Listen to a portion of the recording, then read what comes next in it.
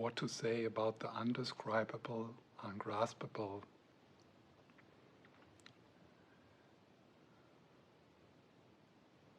Better to be quiet.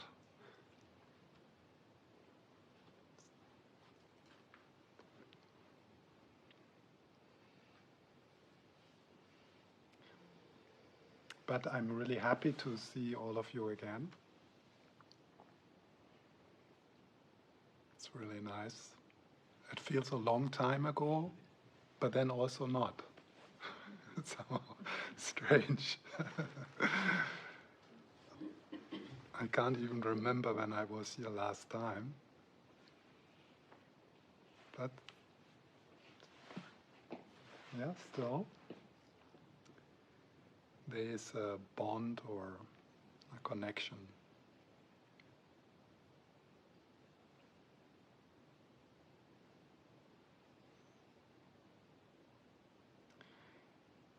And I'm really looking forward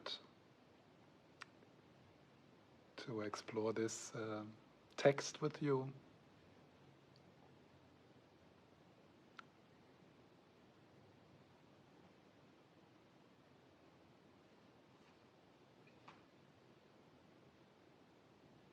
Yeah.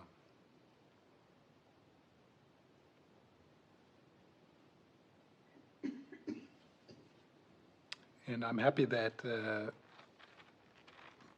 many of you I know since a lot of years, and you're still hanging in there. So there is also in myself, I think, more trust and capacity to go into paradox and contradict myself, and leaving the evenings with a sense that I couldn't say what I wanted to say because I can't.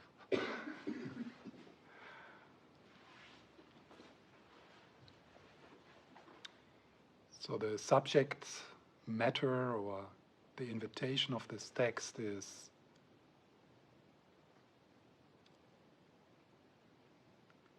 non-duality.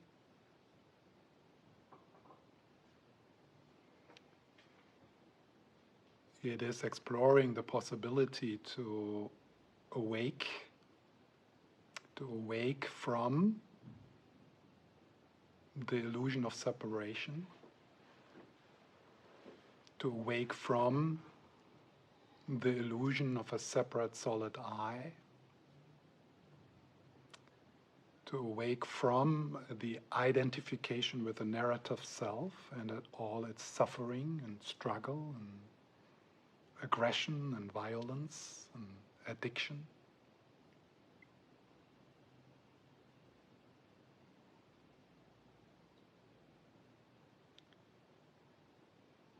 Into, so to awake from confusion into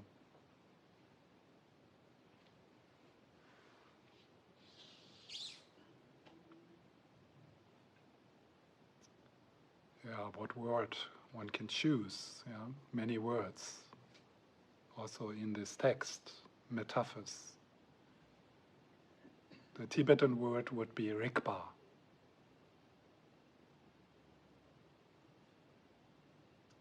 Unconditioned awareness, pure awareness.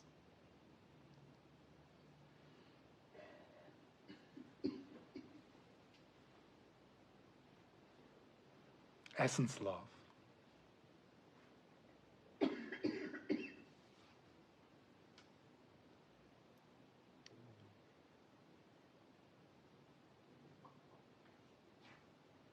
Your true self.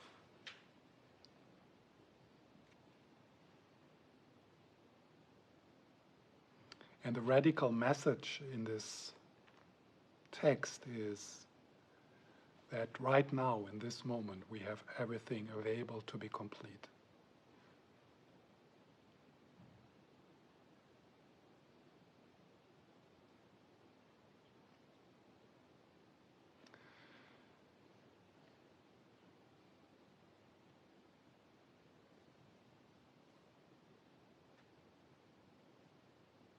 So now when I say a sentence like that, in this very moment, you have everything available to be complete. Don't try to understand that.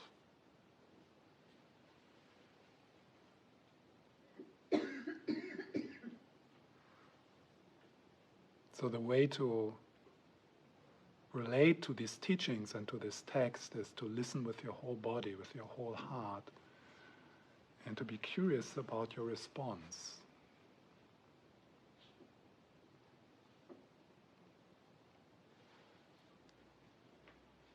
Right now, in this moment, you have everything available to be complete.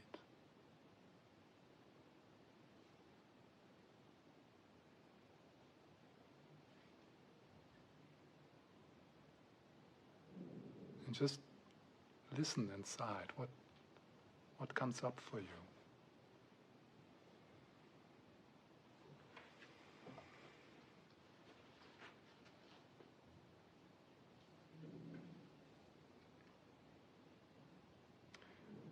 If you don't refer to your conceptual mind, if you don't refer to thoughts, if you don't refer to what you have learned, if you don't refer to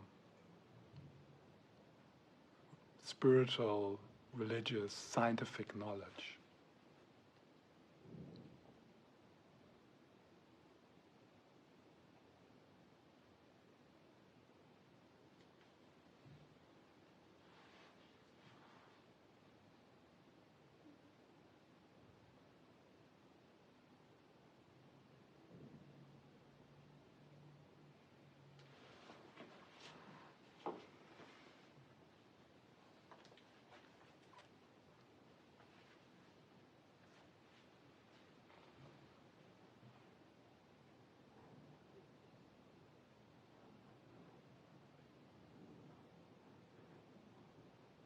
what does your heart say?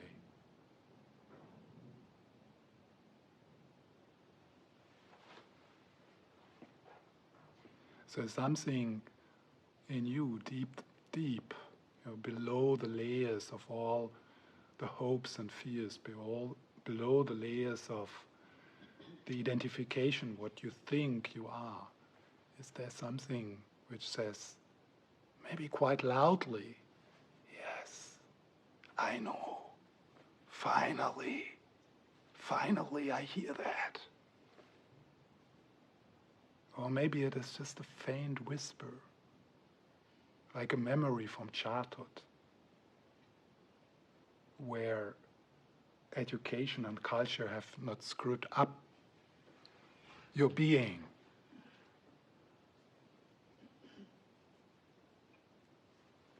Where you were more deeply connected with your natural self.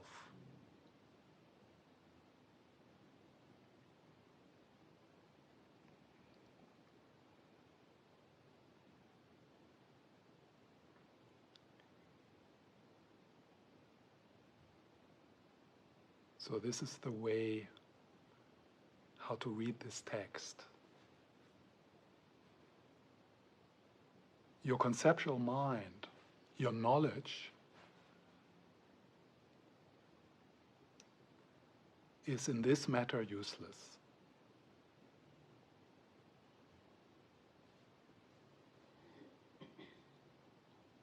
And this is the big challenge in this text. To dare to have the willingness, the courage to go beyond what you know, to cut through it.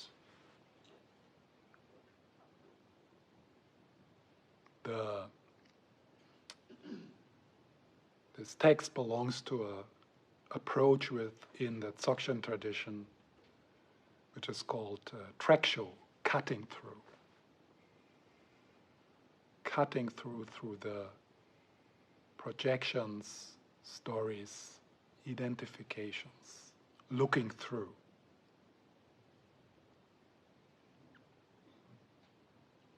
And this is scary because Even right now, probably you'll notice that your mind goes into thoughts, into discussion, into trying to understand, into comparing, maybe into something which is completely unrelated. Maybe it is related, what I'm saying. So notice how deep your refuge is into thinking.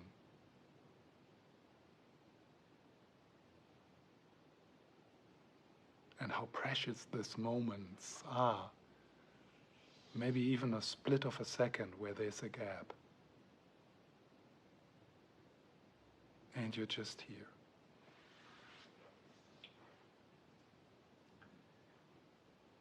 Just this.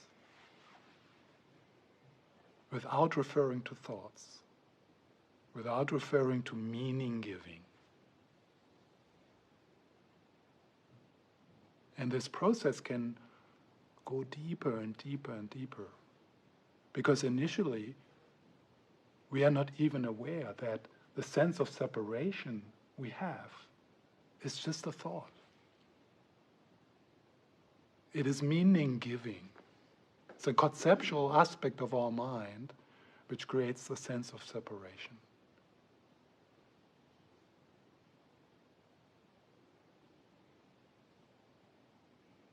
Without that layer of projections, there would be no reactivity. There would be no violence coming from here. There would be nothing here to defend. Because it is seen that separation is a projection, a function of the conceptual mind. So cutting through all of that.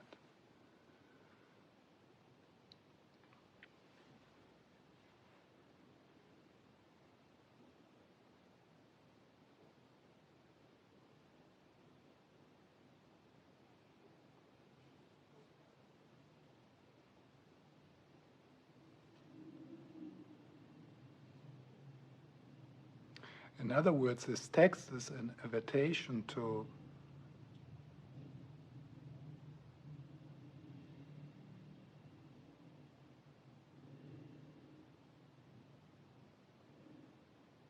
it's so difficult to say anything. It's amazing.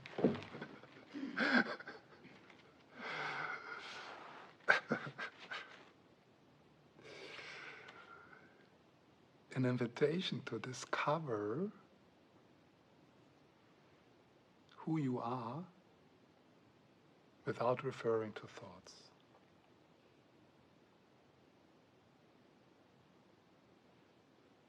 So who are you without referring to thoughts?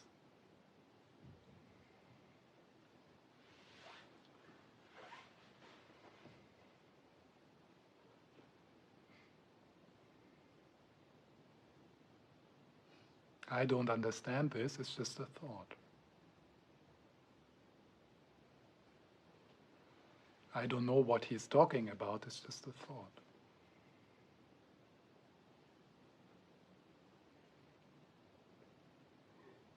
Of course, any memory connected with the past is just a thought.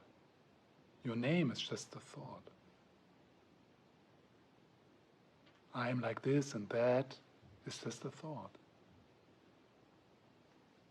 Even I'm tired, I'm bored, I'm peaceful, it's just a thought. And I can see your eyes go there and they go there. You looked into thoughts. You look into thoughts. And you miss yourself.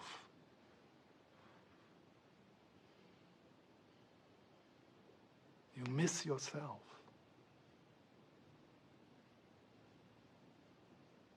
How could we ever think that we are thoughts? How could we ever think that we are feelings? Because they come and go. They change all the time. There's nothing solid, nothing you can hold on in feelings and thoughts.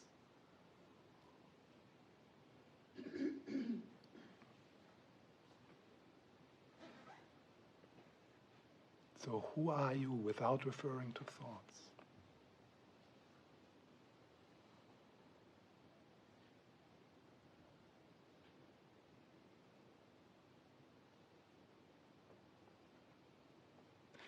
It's okay.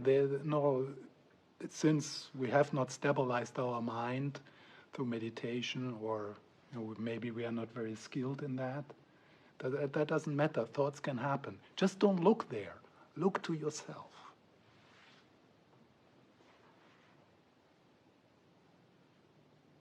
I mean, imagine you could manage, like for a moment, not to have any thought. You would be still here.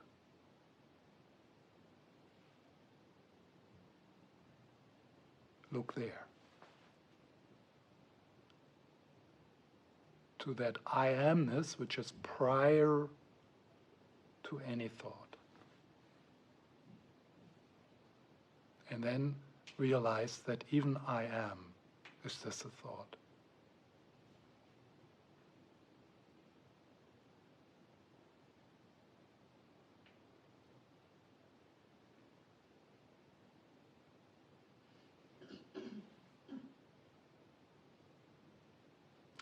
Another way to describe this movement provisionally, but it's a helpful pointer for some people, is to bring attention back to itself. Usually our attention goes to thoughts. But where does the attention come from? What's the source? The source of your attention, which is also the source of your capacity to love, to care.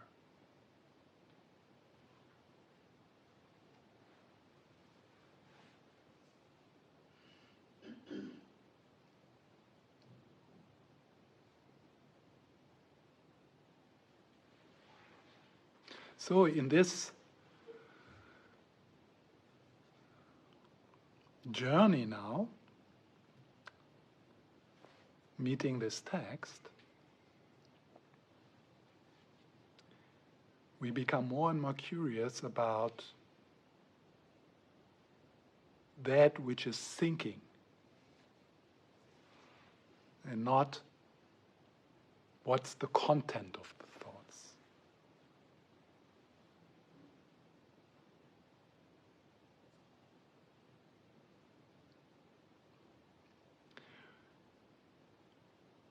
For this moment to become possible, you really, really need to get up, you really need to let go, give up this hope that what you are seeking is found in thought. That what you're really yearning for is found in thought. Even if it's a wonderful spiritual thought, a wonderful spiritual story, to really give that up, to have seen that. I can have the most wonderful novel in my head about reality and karma and how everything functions and so on. That's just a thought. It's not going to quench the thirst. It's not home. It's not safe. It's not a refuge.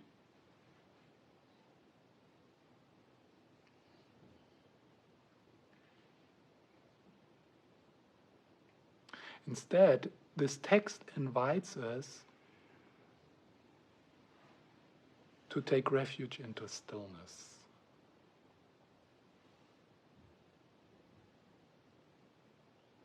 Into a non-conceptual knowing.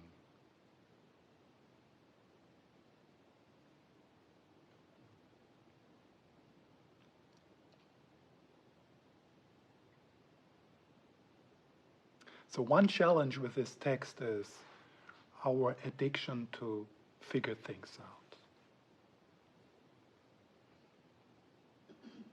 Of course, we can understand the sentence,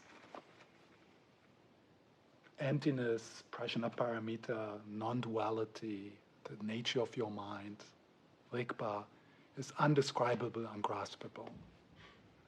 We can understand that sentence. Yeah, okay, it's ungraspable, it's undescribable. But what is it?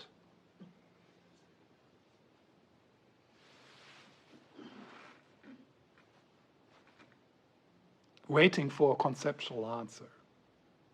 Reading another book, another non-dual book, another book about emptiness. And again, reading in that book. It's undescribable, it's ungraspable. Yeah, I've heard that before, but I still haven't understood it. Yes, it's not understandable. But it's knowable.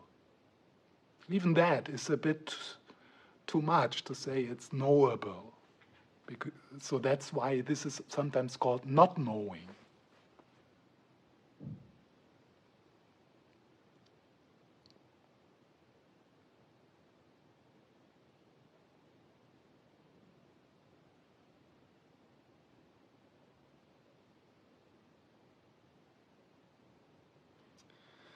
The other challenge, which we will come across in our being while we are listening to this text, is our addiction to doing, to fixing, to getting somewhere. Our addiction to self-development. Our addiction, particular, to get to get from spiritual practice something for me.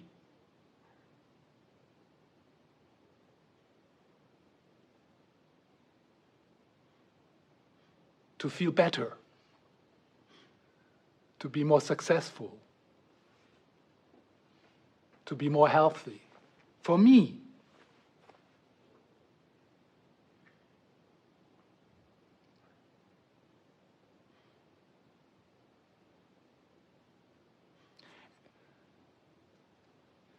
And I guess most of us here,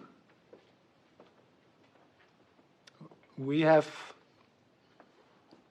at least let go of some of the projects in our life, in the sense of that we see that these projects, none of these projects will bring us into completion. None of these projects will make us genuinely happy. The relationship the relationship project, the career project, the health project. So because we are old enough probably to have tried a few things, and we have also seen our parents failing. But, and I'm not saying that means we give up all these projects, yeah? So that's not what I mean here. It's just giving up the hope that they will bring us home, that any of these projects will be complete and will make us complete once we succeeded in that project. But probably what we will have to confront when we meet this text is the spiritual project.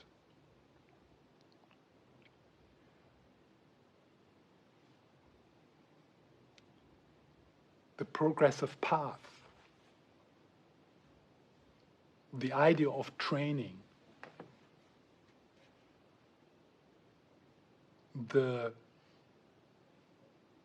sense that I'm not good enough. Something is missing. And that something I can get in the future. If I'm a good boy and a good girl, and I do the steps, and I do this and that, and I do the 100,000 of that, and I do all these studies, and then I learn Tibetan, and yeah. And this is particularly difficult for people who invested many, many years into this project.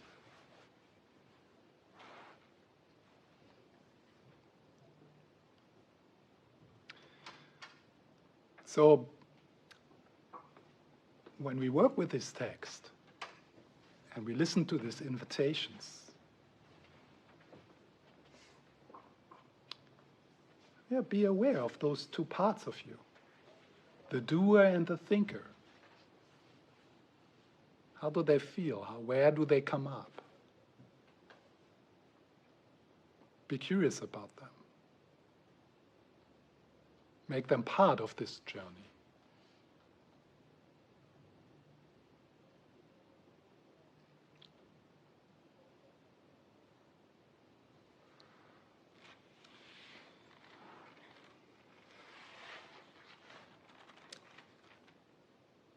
It could be that one of the most important orientations which we need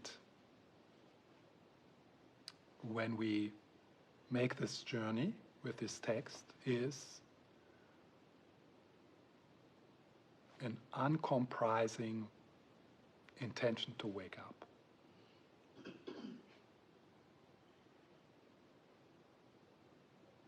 And to wake up not in a distant future or in a next life, but to wake up in this life. And of course, waking up can be described on different levels, and there's many different shifts and insights, and we will look into that. But do you have an uncompromising determination to be free of suffering in this life? Meaning, you have an intuition, a trust, that is actually possible. And not only possible for Tibetans and for the special people, but possible for you, for the messed up you, for the stupid you.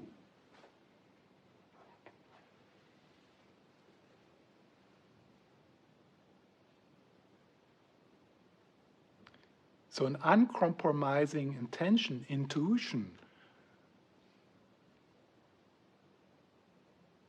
which, when you feel into it, you might acknowledge as something which has been there since a long time, maybe since childhood or as a teenager, where the first time a call awoke in you. A sense of being called, but also a call from inside.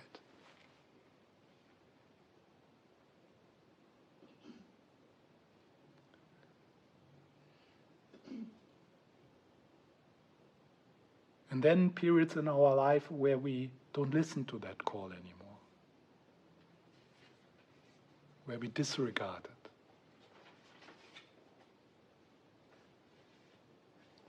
And now, especially now,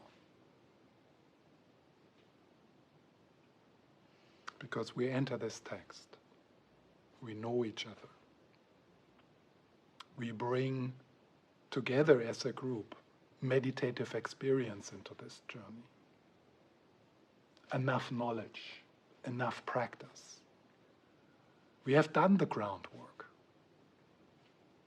We have done the Lamrim. We have done bodhicitta. We have done Kriya Yoga Tantra practice. It's enough. So now is the time to really get into that passion,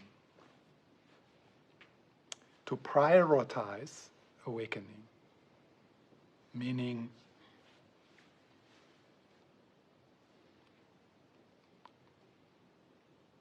liberation from suffering.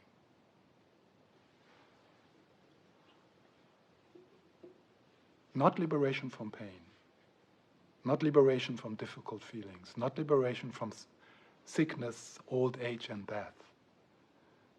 Liberation from suffering.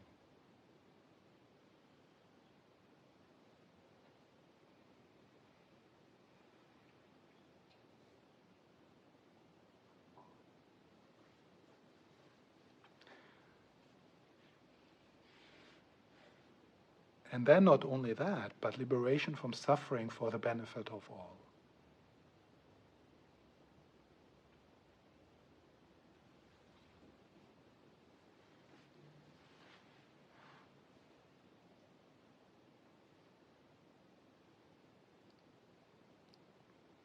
So that is a very important orientation. And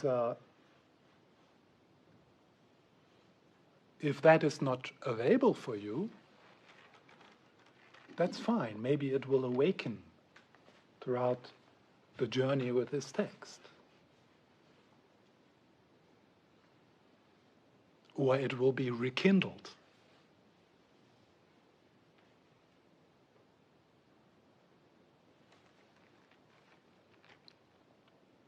So that's one point. So like a general orientation. The second, trust your intuition.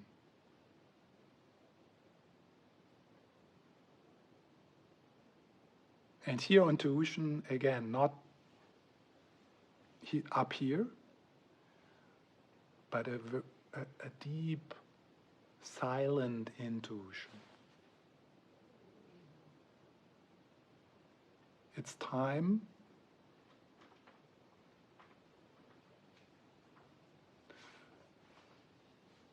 to rely more upon the quiet knowingness in your own being than any book, any teacher, anything what anyone says, including me, of course. That's not so difficult, I guess, but even texts like that, rely on your intuition. Because the very foundation of this invitation in this text is the assumption that awakening is already here. Awakeness is already here. Nobody can give it to you.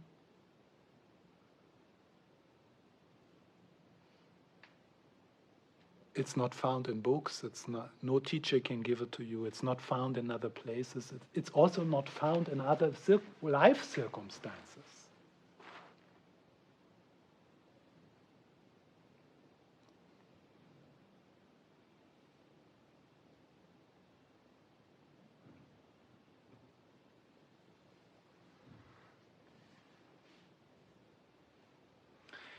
And it's so important to listen to the whispers in your heart, the whispers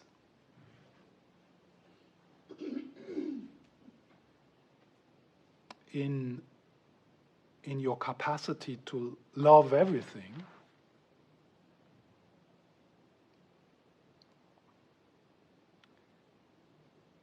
because it seems for me that the process of awakening is different for everyone.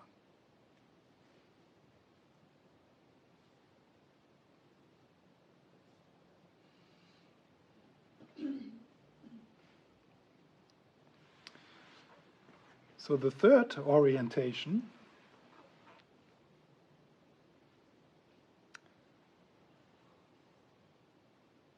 is a willingness, a ruthless willingness to feel all your feelings.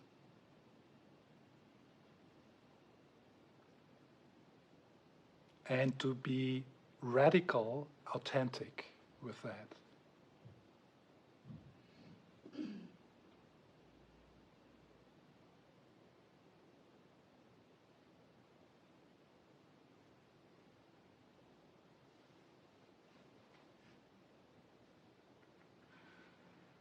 This is so important to make a commitment. Not only the commitment to awakening, but also the commitment, I will be radically loyal to my feelings. particularly the unspiritual feelings.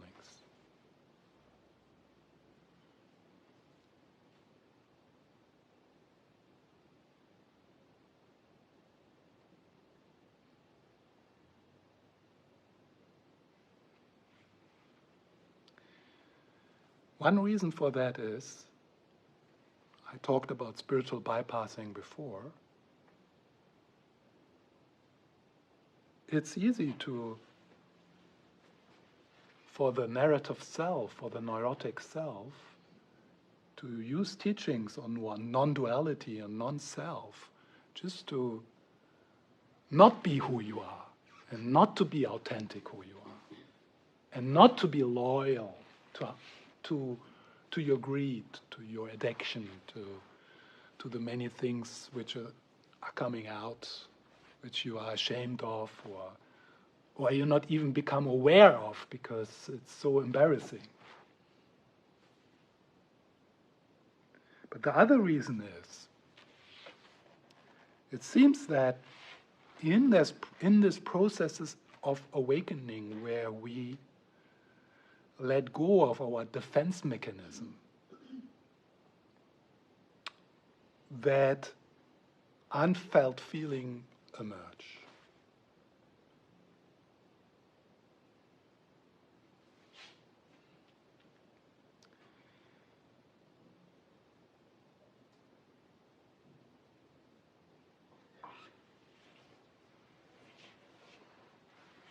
So this process of cutting through our projections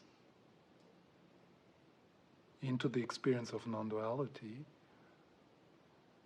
obviously is the most meaningful and the most beautiful, the most relieving, the most healing, the most liberating experience. But it is also the most difficult, the most challenging.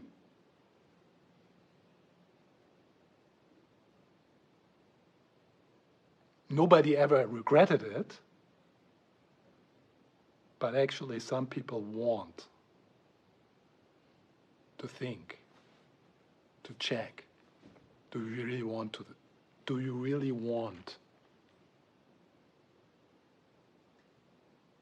to break your heart open? Do you really want that?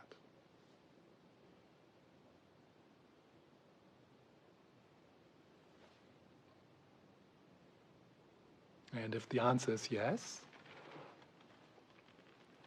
get over it quickly. Don't drag it along.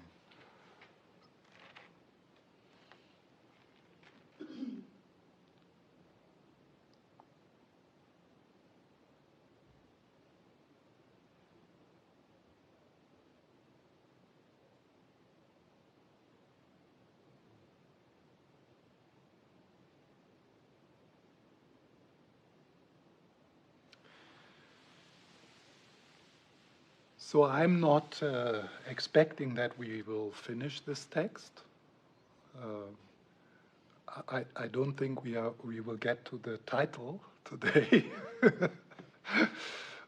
And I guess we will continue with that pace. So we can continue next year, or if we are not going through the text.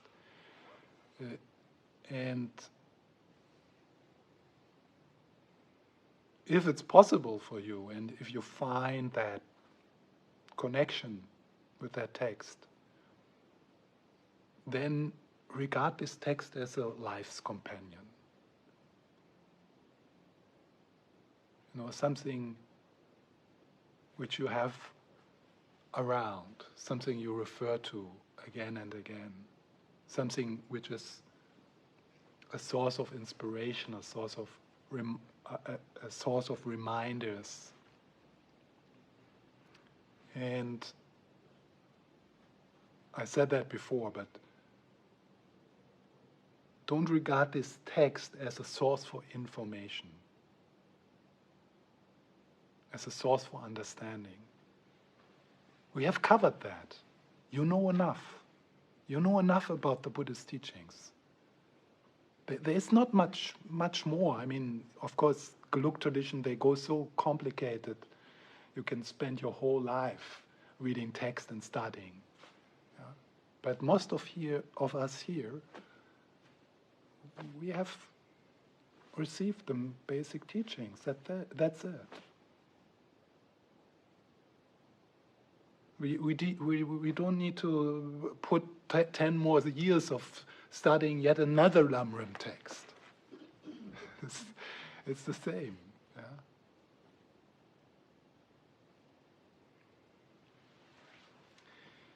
So this text can be seen actually as your own Buddha nature, your own knowingness speaking to you. Now the title of the root text, which is written by Jigmé Lingpa in the 18th century, is called Revelation of Ever-Present Good. Revelations of Ever-Present Good.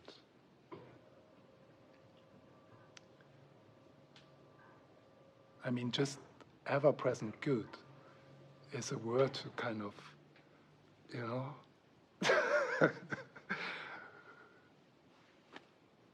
it's like, I mean, if you would see this text as a source of information, you would just read, okay, this is a title, Revelations of Ever-Present Good. So what is it about? Yeah.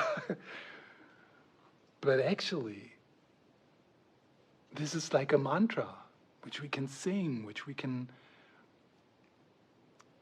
dwell in, not understanding. I mean, of course, we can now discuss, ever-present good. Yeah, so what's with the war? What's with the concentration camps? Not like that, yeah?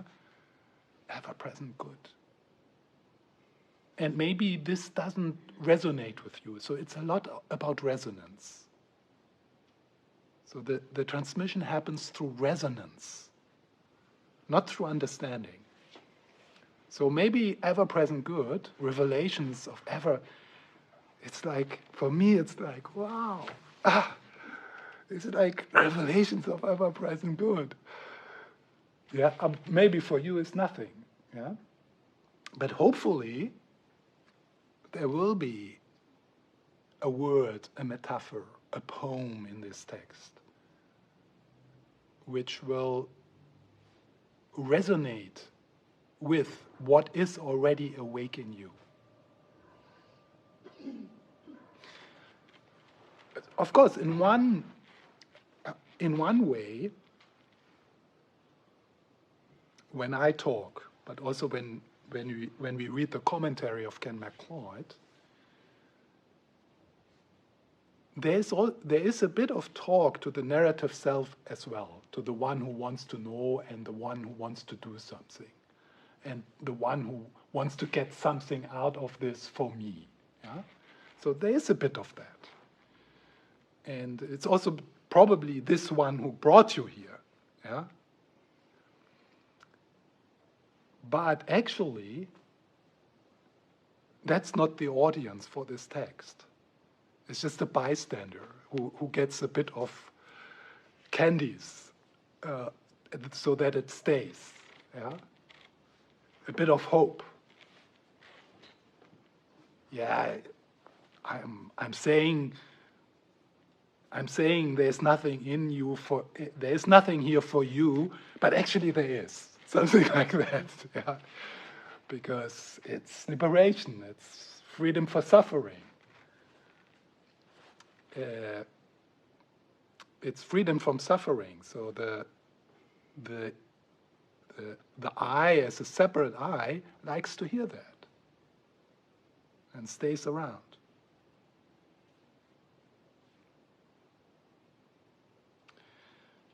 But this is not the real audience. The real audience of this text is that which is already awake.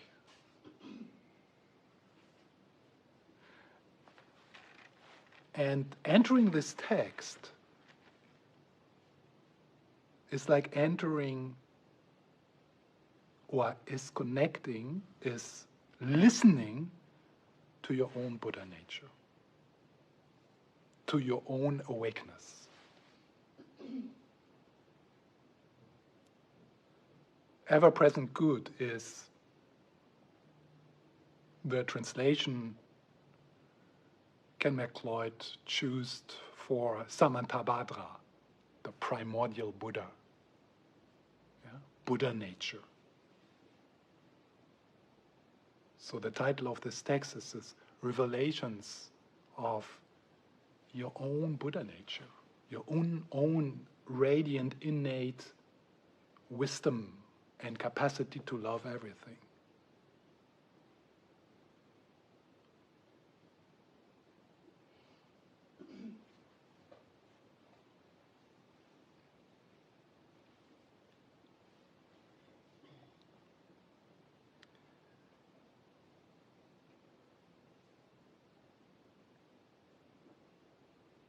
This text has the capacity to be a bit destabilizing.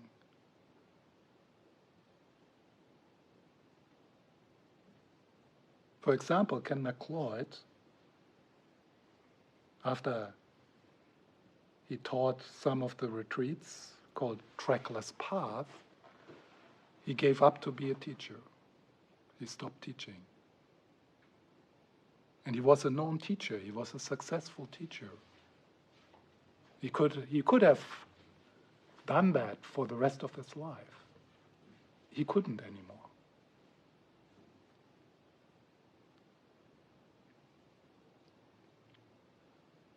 He still writes books. He shares through his writings. But he's not teaching anymore.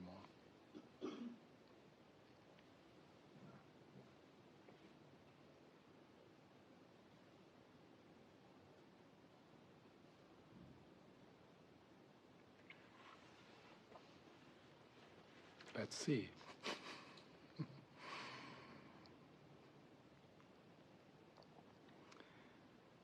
So I really recommend you, if you have not already ordered this book, and I have it on my Kindle, but it's because I travel so much, but it's actually good to get a hard copy of this book so that you can have it around and just look at it and keep it as a reminder on your wherever you like to read. This is it's worth to get a hard copy of this book. It's called The Trackless Path. Yeah, that's the title Ken McLeod gave to his commentary. And we have a break soon. So the original text is written by Jigmé Lingpa, a mystic from the 18th century, who spent most of his life in retreat. What is interesting, one of the things interesting about his life, he is self-taught. He didn't study, so he's not like a scholar. And Ken McLeod says that it shows in his writings. He uses a bit more intimate, a bit more direct, not like scholarly loaded language. And when we read this text, keep in mind these are poems. So what that means is, what a poem does or tries to do is to transmit an experience from the poet to the one who is reading. And maybe you are someone who has difficulties to read poems. Maybe you're not interested in them because they don't make sense. They don't make sense to the rational mind. Or maybe you are someone who doesn't like to look at paintings and just marveling at the experience and being there in a non-dual, in a non-conceptual experience of the music or the art or the architecture. So it's good to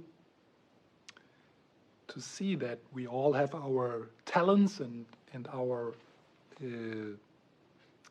obstacles. So when we read this poem, I mentioned it already.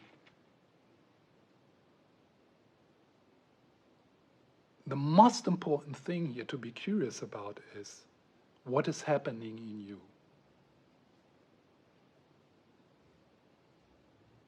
What is happening in you if I say revelations of ever-present good?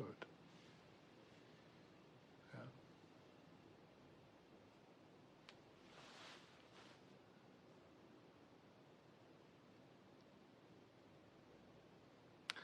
So Jigmé Lingpa is seen as an incarnation of another Tibetan mystic, Longchenpa, who lived in the 14th century. And these two together, they framed or they influenced the structure of the Nyingma tradition of Tibetan Buddhism. Mainly, I mean, they are the two main pillars of the Nyingma tradition. And it seems that, I don't know if it's true for this poem, but that a lot of the Jigmé Lingpa's writings are seen as discoveries of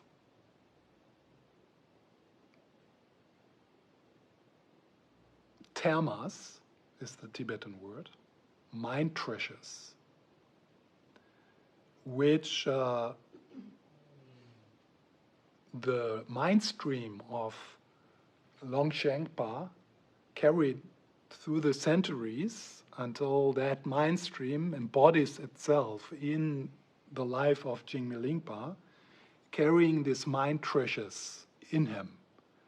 And then it was the time for them to be discovered by Jigmé Lingpa, but they are kind of written by Longchenpa, not written in a physical form.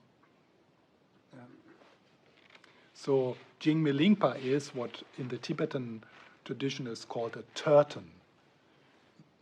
People, mystics, who have the capacity to discover these mind treasures, these hidden texts. But I'm not sure if that is true for this poem. Maybe not. This poem seems to be more a spontaneous sharing of Jigmé Lingpa, of his experience of non-duality.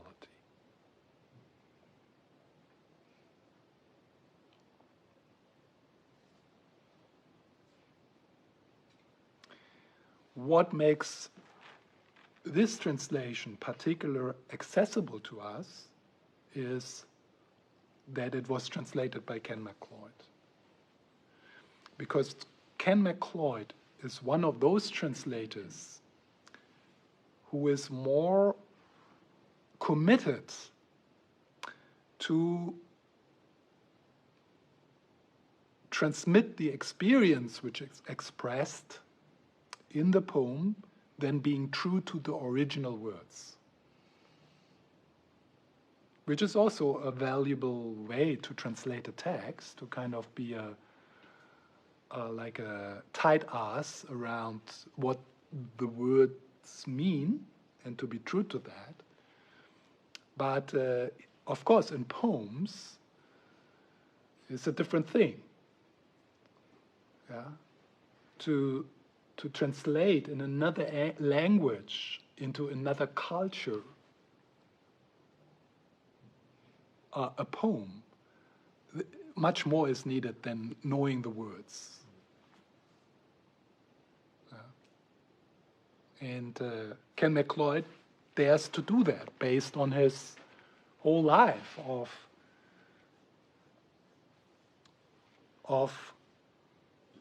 prioritizing in that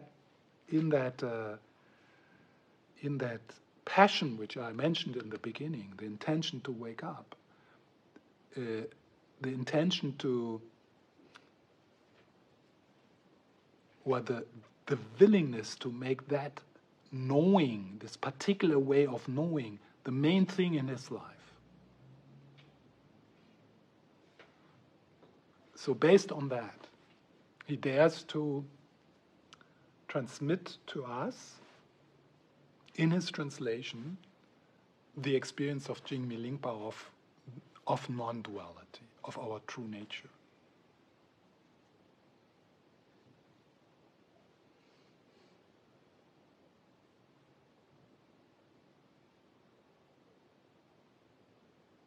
Okay, so let's have a break, 10 minutes. And then after the break we will sit quietly. I just got into talking, but let's sit quietly after the break.